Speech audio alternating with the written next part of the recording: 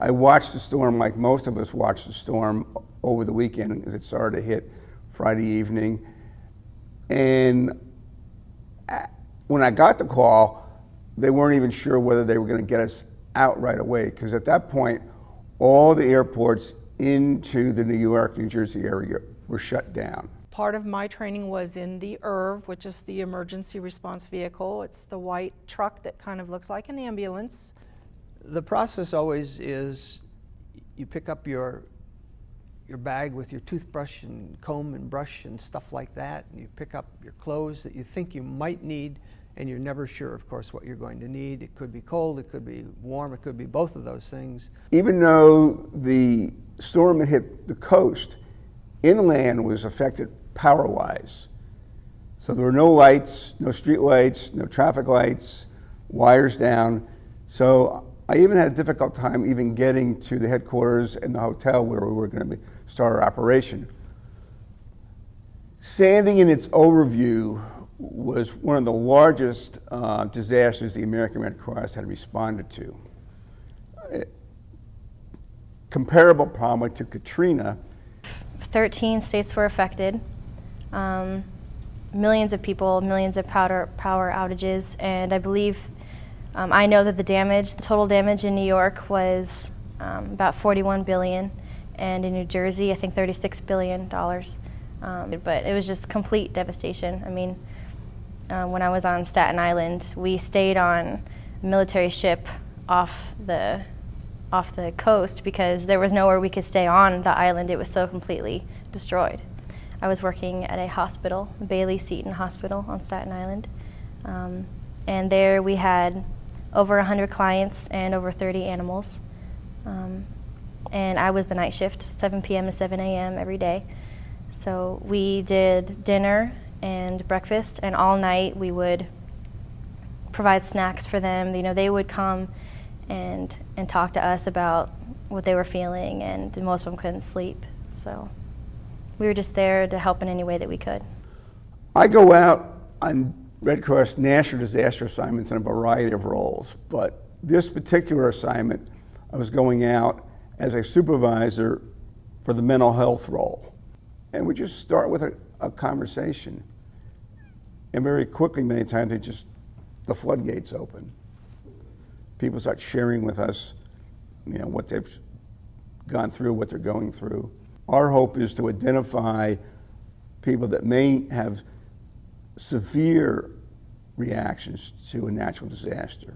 We all want the same thing: safe place to live, good job, and money to raise our family. And we cut through all that and provide physical and emotional support for families, sometimes in their greatest need and their greatest loss. In the American Red Cross, when there is a national disaster, there are different categories and subcategories. I was in mass care and sheltering. So that means I work at the client shelters, which are usually high schools or churches or hospitals. We take care of the clients. We provide food, mental health, and any moral support that they might need. Running the shelter I was in at Staten Island, the number fluctuated between 80 and 130 people, and between 20 and 40 animals. Several different people I came across that I had to speak Spanish with at both shelters. Some of them did speak English, some of them didn't. You have to be strong for them. You have to let them know that you are there for them, and you have to put your emotions aside and be the rock that they're looking for. Well, as ERV drivers, we were primarily there to pick up food from the kitchen, deliver it to a location, or do mobile feeding, which is where we hand the food out the window of the truck. Sometimes the ERVs are used to carry supplies, cleaning supplies, bulk distribution, but we were always handling food on this deployment. So we did a lunch run and a dinner run every day. Some days we didn't get home until 11 p.m. It wasn't until we took the trip to Staten Island that we realized how huge of a disaster it was. I do what I do with and for the American Red Cross because of its principles. There's 7, but the core of which are neutrality, impartiality, and humanity.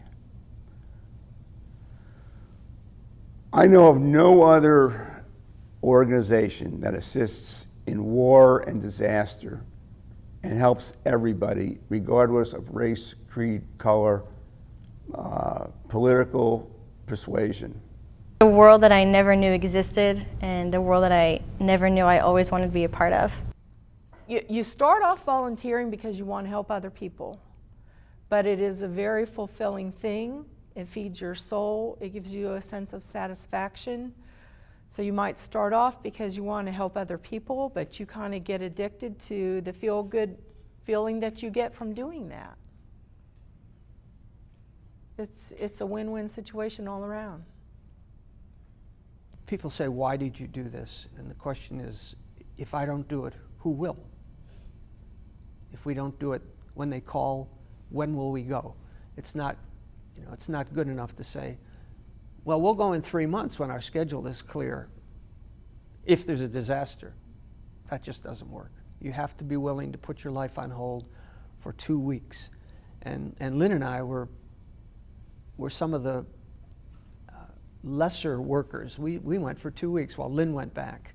But some people go for 6 weeks. They go for 2 or 3 weeks, they go away, then they come back for another 3 weeks.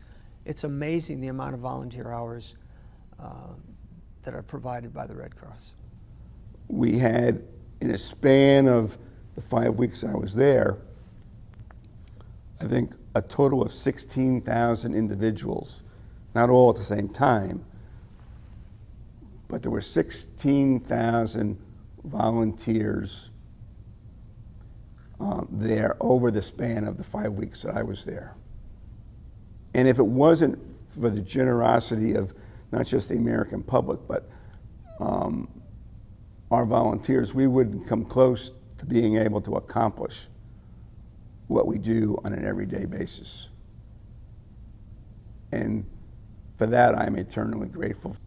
I'm just a reflection of many of the other volunteers that do this 7 days a week, 365 days a year, 24 hours a day.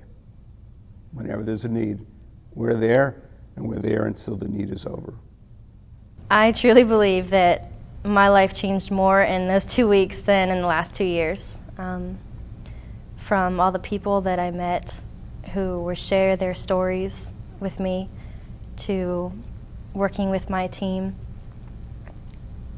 whose support got me through the whole experience, and to witnessing the devastation and what Mother Nature is capable of. I learned that none of us are exempt, and disasters don't play favorites. And, people don't realize that we're going into the same situation as the clients. No water, sometimes no shelter, very, very cold weather conditions, rain, dealing with the physical destruction and not being able to get places, getting around. I still reach out to my team members, and they're all over the country, but we still talk all the time, and we offer each other support. So I did make lifelong friends that I'll always be grateful for. Estoy muy agradecida por ser voluntaria con la Cruz Roja Americana. You go in with an open mind and a trusting heart and hope everything works out. And they would be very surprised. They would look at the truck and say, it said Cincinnati, Ohio. They'd say, did you come all the way from Ohio here to help us? And we'd say, yes. I'd say, I'm from Dayton, Cliff's from Kentucky. Yes, we drove 10 hours to get here. And they would be dumbfounded. And I said, well, we're not the only ones. We've got people coming here from California and Florida and Washington. But there's some defining moment in every day and on every deployment where you think, okay, this is why I was here. And I think we have the shared interest, the shared goal of helping disaster clients. even though we may come from different ages or different walks in life, we're there for the same reason. And that shared goal is an automatic thing that turns you into a team. The whole operation, I think nobody understands, except the Red Cross maybe, what a difficult situation responding to an emergency can be. You have thousands of people called and being organized and working together on a moment's notice. It's almost impossible for things to work smoothly because of everybody just getting there and just doing their job. And amazingly, out of all that chaos, it happens. She told us that it was the first shower she'd taken since the hurricane, so it'd been about a week and a half. And she was so happy, so thankful, and just, it made us all stop and be in that moment with her. The hardest part for me was we were handing out these meals. Cliff and the other people were working very hard in the truck, making them as fast as they could. And there was a gentleman on the other side of the street. There were 2 lanes of traffic between us and him, and he was older. He kind of reminded me of my dad. And he was rolling up the street in one of those little motorized wheelchairs. And he looked over at me with this haunted look that I will never forget. So I got a meal and 2 bottles of water, and I took them across the street to him. And he said, "Thank you, and God bless you." And as he rolled up the street, he started crying, and the tears were rolling down his face. Residents came up and said, "Would you like some coffee?" And I was just amazed. I said, "Well, yeah." She said, "I'm sorry, it's going to be decaf and instant."